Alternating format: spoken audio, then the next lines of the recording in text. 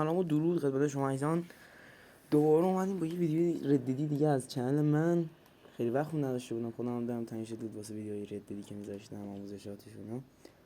مثلا کلا خود شوالیه رو بگیم که خیلی خفن و باله، یه بیلیلک هم بالاش داره قرمز، خیلی خفن و برای پلاس کردن بازی بهش نیاز دارید.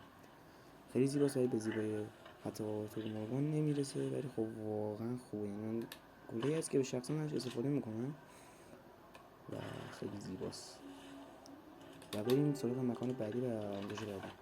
مکان بعدی دقیقا همین جای مپ هستش که دو تا زوج یخ زدن و یه نامه تو دستشونه که این نامه اگه کامل کوستیشو برید بهتون نشون میده که اینجا هم این نقطه مپ میتونید پیداش کنید. کوستیشو کامل برید میتونید یک داخل شب آدم فضایی و اینا ببینید، سفینه فضایی اینا ببینید که الان مکانش هم نشون میده بهتون.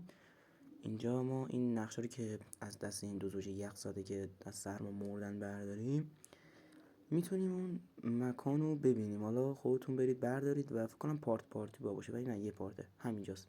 تا ویدیو بعدی، بدرود.